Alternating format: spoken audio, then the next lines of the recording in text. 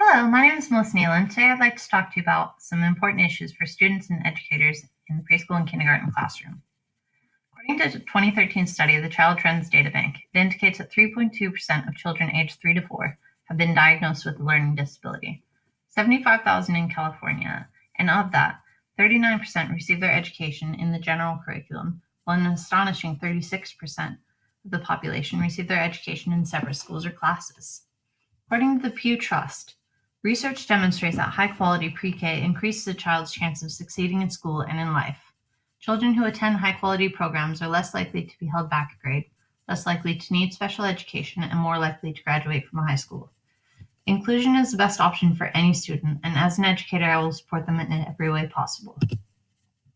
As stated in the video, Is America Dreaming? 1 in 10 will achieve social mobility. In Campbell, 3% of the population are Black, and according to the video, this means that 51% of these students are likely to stay at the bottom quintile.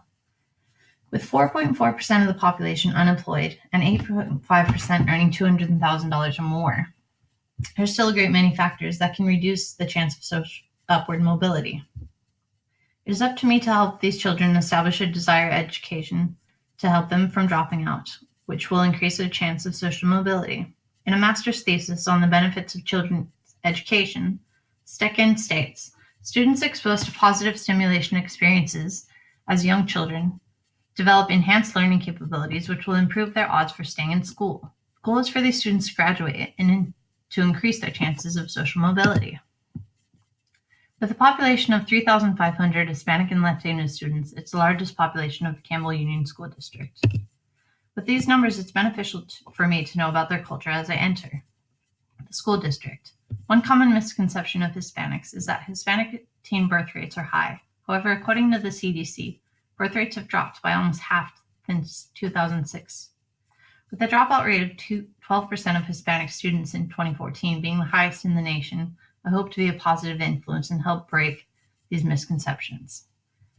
Common misconception of Asian populations is that they have a genetic predisposition for academic success, and although they do score higher on the ACT and SAT, according to Zhao, it's not due to genetic factors but hard work and studying. At Cornell University, 13 of 21 student suicide victims have been Asian or Asian American, according to Zhao in 2009. For me to break these misconceptions, it will help to relieve the academic pressures and help them to enjoy their educational experience.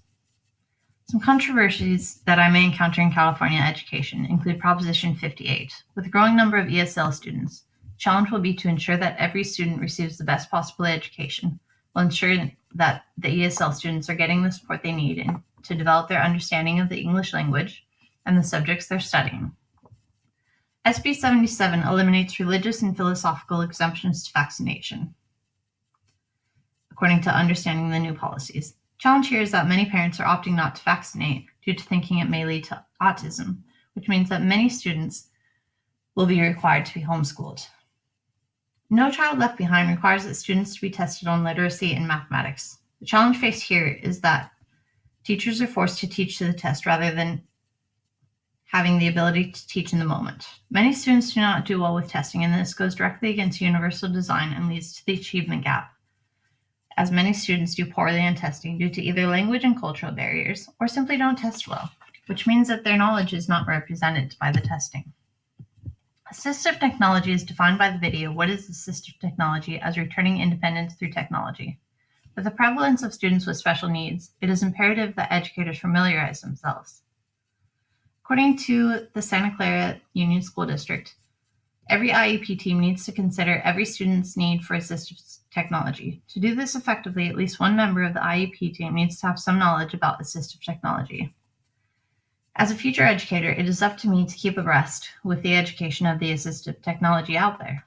There are many resources already in use in the Campbell Union School District, ranging from laptops, translators, and assistive grips in the culinary classroom.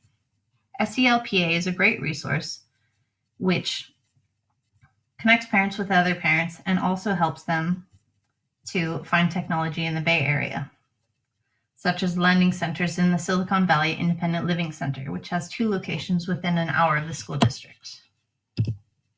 Motivating kindergarten is key to the classroom.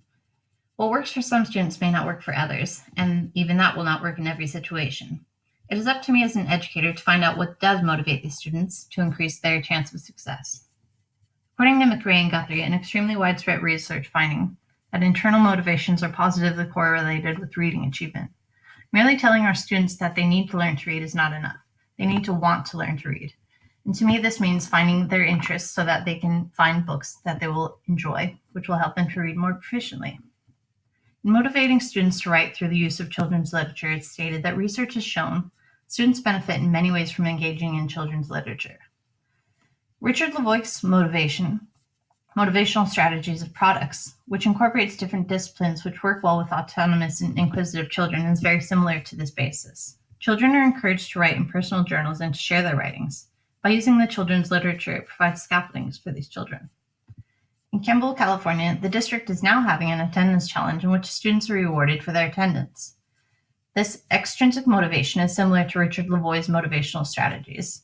However, he mentions not announcing the prizes ahead of time. E.L. Thorndike states, behavior followed by a favorable consequence is likely to happen again. This states that positive reinforcement can encourage students to continue the desired actions.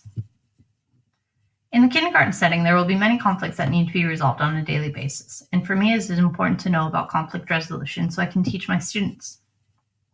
As stated by William Ury in his TED Talk on conflict negotiation, there needs to be a third party in conflict negotiation.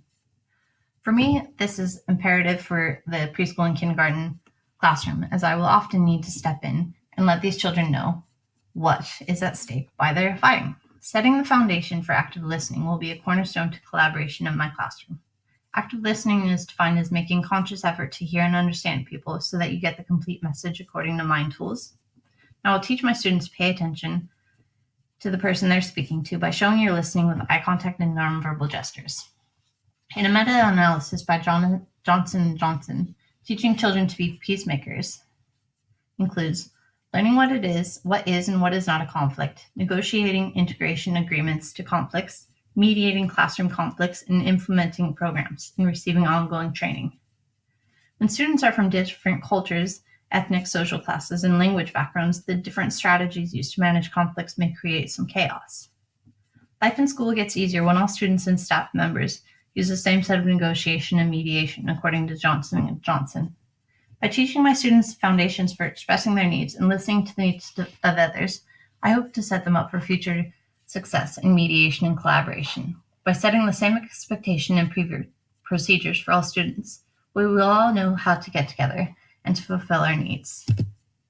Thank you for taking the time to view my PowerPoint, and if you'd like to access any of the resources, please click on the links.